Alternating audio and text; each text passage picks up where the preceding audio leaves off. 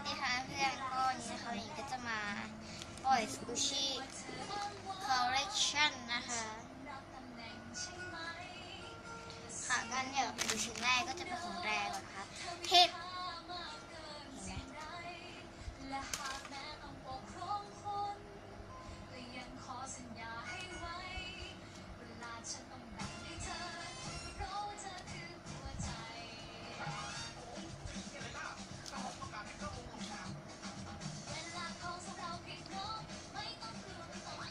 นะคะก็จะมีตำหนิประมาณนี้นะคะนี่นะคะ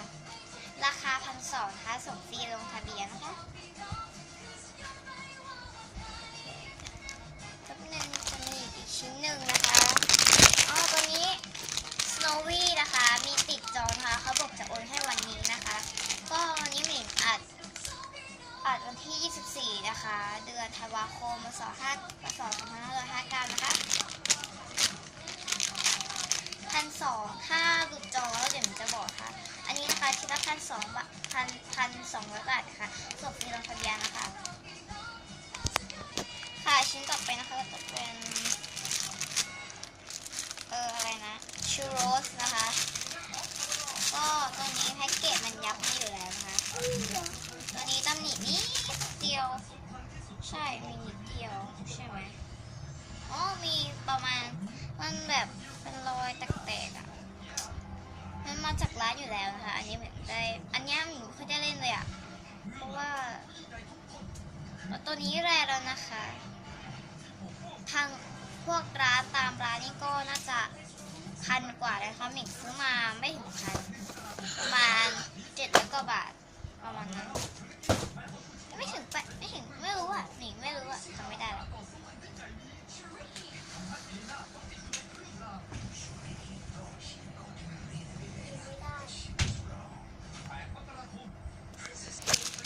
ค่ะชิ้นนี้นะคะราคา890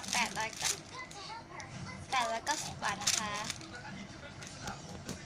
ค่ะต่อไปนะคะเป็นนานานะแรงนะคะรีบซื้อเนาะเพราะว่ามันแบบ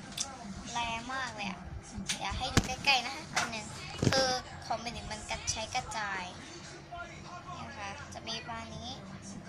จะมีแค่ตรงหัวใช่มีตรงหัวนี้แบบมีแค่ตรงหัวที่อื่นไม่มีแล้วอะแรงมากๆเลยนะตัวนี้อ่ะคือตัวนี้990 บาทนะคะส่งฟรีลงทะเบียน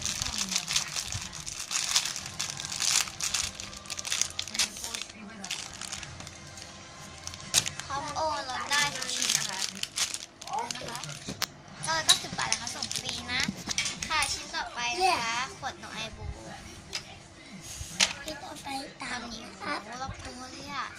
คือเราก็ไม่ได้บีบเล่นเยอะเท่าไหร่คือมันรอบตัวจริงๆมันมีแบบไม่ไหวตรงจุกด้วยนะคะตรงจุกเพียบเลยสามารถมาขอดูตำหนิเพิ่มเติมได้ในไลน์นะคะนี่นะคะผมขอฟังนี่นะคะเก็บไว้ทำไม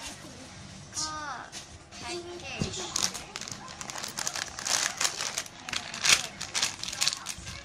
นี่นะคะของไอบูมแปรแล้วนะคะตัวนี้ก็ส่งฟรีเหมือนกันตัวนี้ราคาอยู่ที่ 1,000 บาท 1,000 บาทนะคะต้องยกขาจุดเพราะว่าตอนนี้มันเยอะมาก1,000 บาทนะคะถ้าใครพอโอนลดได้มากๆเลยค่ะอันนี้มีเซลล์เยอะๆแล้วว่าเซลล์เยอะอยู่นะชิ้นต่อไปนะคะจะเป็นเมลอนชวานะคะเต้าหนีก็ขออนุญาตรีบนะเมลมันใกล้ตัดเต็มแล้วไม่ใช่เมลมันใกล้เต็มวิดีโอของผมมันตัดก่อนนะคะมีประมาณนี้นะคะแพ็กเกจ700 บาทนะคะเดี๋ยวขอไปสต็อปด้วยกันตัว ตัวนี้นะคะเป็นโดนัทยัมมี่แบร์นะคะตำหนิก็จะมีประมาณนี้รอยแตก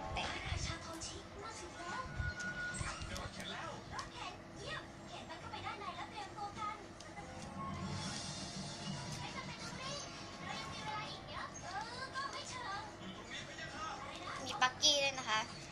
แพ็กเกจเหมือนน่าจะมีอยู่นะคะเดี๋ยวหนูจะเปิดให้ดูอีกทีหนึ่งนะคะ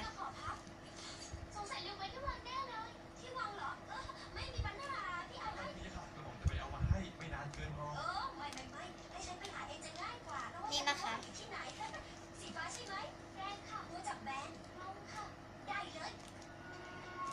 นี่นะคะราคา 1,000 นะคะ 1,200 แลนะคะไม่ซื้อด้วยมีชิ้นเดียว 1,200 แล้วอื่นไป 1,300 1,400 สำหรับปัจจุบันนะคะ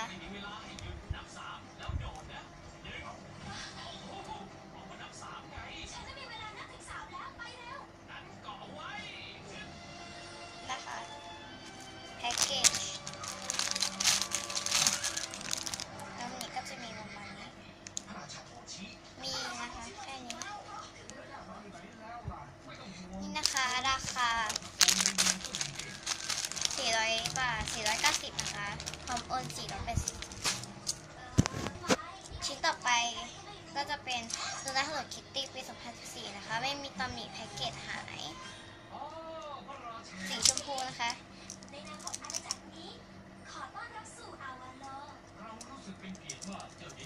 เป็น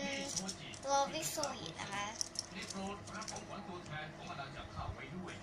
นี่นะคะอุ้ยราคา400 บาทนะคะ300 บาทนะปี 2014 ค่ะนี่นะคะเป็นแมวนามิโกะใช่ไหมนามิกินะเมโกะนะคะเป็นสีน้ำตาลเกี่ยวคาราเมลนะตัวนี้จะล้างสต็อกแล้วไม่ได้ล้างสต็อกล้างสกูชี่ในคอลเลคชันแล้วค่ะตอนนี้ก็จะมีประมาณแขนแตกๆตรงนี้ด้านหลังจะมีตรงแตกๆนี่เดียวเต็มตัวนะคะราคา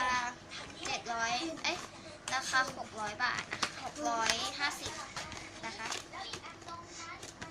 ดูชิ้นต่อไปกันนี่นะคะส้มของคิตตี้2017นะคะตัวนี้นะคะราคาอยู่ที่300 บาทเท่ากับตัวนี้ซื้อคู่นะคะก็เป็นเซตนะคะซื้อคู่ซื้อแยกได้คู่ละ500 บาทเซตนะคะ500 บาทนะคะค่ะซอฟต์เวร์คิตตี้แลนด์นะคะมีตรงนี้ก็มีประมาณนี้ตรงนี้แค่จะไม่ค่อยมีนะคะจะมีแค่ตรงนี้นี่นะคะก็ใส่รัดเดี๋ยวผมจะหาใส่รัดไม่มีนะคะแต่แพ็กเกจโอเคนี่นะคะเดี๋ยวผมจะหารายละเอียดรัดไปให้ราคา690นะคะไม่690 650นะคะนี่นะคะสตรอเบอรี่ไอบูมรุ่นเก่านะคะแลนะคะราคา890นะคะ